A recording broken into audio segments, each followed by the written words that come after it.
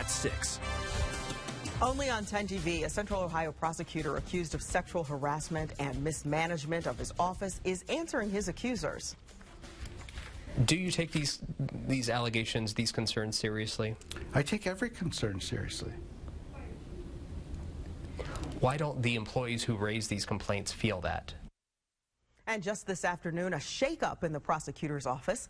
Good evening, I'm Tracy Townsend. Jerry and Kristen are on assignment. Earlier this week, 10 TV reported on accusations of inappropriate comments and behavior in the office of Fairfield County Prosecutor Greg Marx. Tonight, the assistant prosecutor, Jeff Hunter, accused of sexual harassment, has resigned. Marx has also agreed to an independent investigation of his office. And Marx sat down with 10 TV's Glenn McIntyre. Glenn, what does he have to say about these accusations? Tracy, quite a bit. Current and former employees accuse Marx and one of his top prosecutors of behavior that left them feeling harassed and bullied. They say when Marx wasn't making inappropriate comments himself, he was turning a blind eye to misbehavior by his top criminal prosecutor, a man who tonight is out of a job. Greg Marx has been prosecuting felony cases for more than 30 years.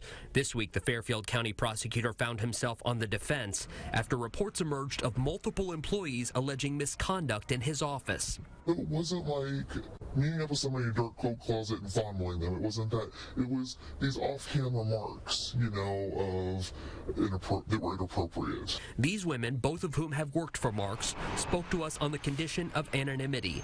They say some of the harassment they witnessed and endured was overt, some was subtle, but the result was no less harmful. One of my coworkers had to wear bandages on her hands because she was so anxious and depressed that she literally rubbed the skin off of her top of her hands and her wrists because of the mental strain of working there, not because of something else, but because of working there. Marx denies doing anything wrong. People can say anything. If you're not subject to cross-examination, you can say any word you want. If you get enough people saying the same thing and telling the same story, don't you have to give that some serious consideration? Responsible journalists wouldn't. Fairfield County Human Resources records obtained by 10 TV detail accusations from 5 different women who've worked for Marx. Many of the claims are directed at Marx's chief criminal prosecutor, Jeff Hunter. One woman said, "I wouldn't have wanted to be in a closed room with him." She said Hunter once thanked me for being his secretary, shook my hand, and kissed me on top of my head. At first, she said, it struck her as weird, but she later realized that's inappropriate. It shouldn't have been done. Another told HR that Hunter told her of a former receptionist and about how he liked her because she took nude pictures when she went on vacation and came back and showed him. A third employee said he informed her he'd recommended her for a raise, then immediately asked her to meet him alone outside of the office, an allegation Hunter denied to HR. On another occasion, the same woman said Hunter texted her, "It's Bill Cosby, I'd like to pour you a drink." Hunter told HR the text was a joke, calling it innocuous. I would never permit anyone in my office to mistreat anyone. And if I felt that there was some mistreatment going on, I would investigate that. Your employees say that's just not the case.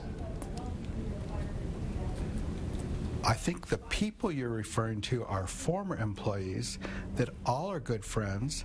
Some may even work together.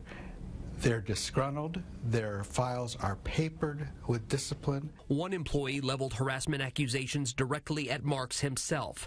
She told Human Resources that after returning from a cruise with his wife, Marx told her, "Next time we ought to see if I can take you. I don't know if my wife would like that. Maybe we won't take her." In another incident, she says Marx told her, "I'm not so sure if we were both single, I wouldn't just sweep you up and marry you." Absolutely not. She's lying. On that? Okay. I talked to a former employee of this office who was a supporter of yours who said, I have nothing bad to say about Greg Marx. I posed those statements to her and she said, yeah, I can see him saying that. I'm not going to comment on that. This woman said, I can see him saying that, but I don't think he knows what he's saying is bad. Everyone can use help in training on words to use when you talk to people. I never would deliberately make any offer to anyone. That's frankly ludicrous. So all of these women are liars? I don't know every single thing they've said, but the allegation about me is absolutely not true. Mr. Hunter has told me the allegations about him are absolutely not true. In September, the County Human Resources Director alerted Marx to significant concerns raised by several employees and recommended an outside review of the allegations. Fairfield County Commissioners supported that recommendation and offered to pay for it, but because Marx is elected, they have no power to force an independent assessment.